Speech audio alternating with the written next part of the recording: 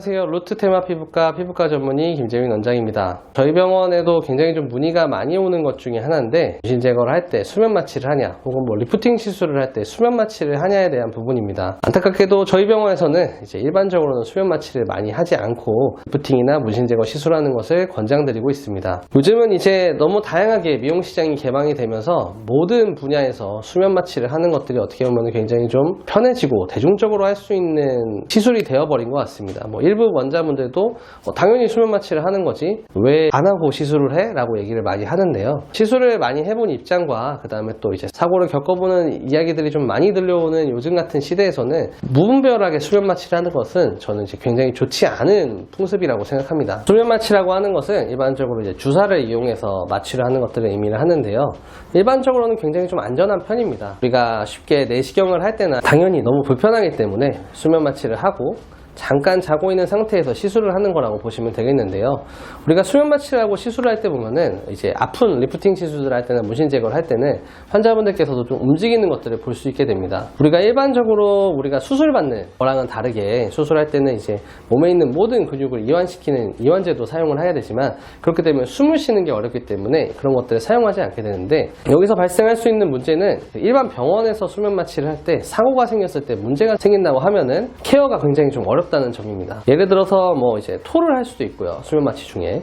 그 다음에 침 같은 거 나오면서 이제 기관을 이제 우리가 숨구멍을 막을 수가 있는데, 이런 것들이 발생했을 때 모니터링이 사실 잘 되지 않을 수도 있고요. 그 다음에 수면 마취를 하면서 통증이 좀 완화가 되게 되는데, 이 완화된 통증인데 리프팅이나 문신 제거 시술이 너무 강하게 들어갔을 때 또 반응을 하지 않게 되면은 내가 이제 맞는 강도로 하는지에 대한 거를 확실하게 판단을 못하는 경우도 생길 수가 있습니다. 그리고 최근에도 여러 가지 뉴스들이 나오고 있지만 치과라든지 피부과에서 수면 마취 시술로 사망한 케이스들이 좀 나오고 있는데요.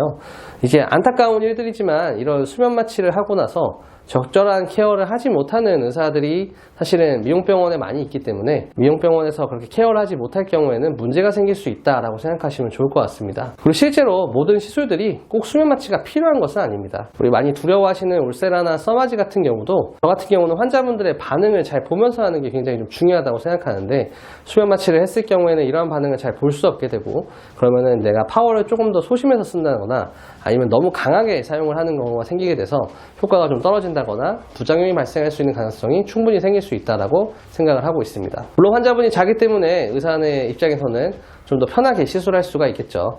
하지만 환자분들과 의사소통을 하면서 적절한 파워와 그다음에 원하는 곳으로 디자인하면서 시술하는 것이 저는 환자분들께 더 좋은 거라고 생각하고요.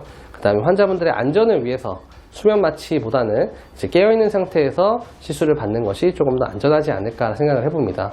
물론 통증에 대해서는 저희가 좀 아쉬운 면이 있긴 하지만 통증 같은 경우는 제가 이제 많은 분들을 해봤을 때 대부분 잘 하시는 편이라고 생각이 들기 때문에 너무 걱정은 하지 마시고요.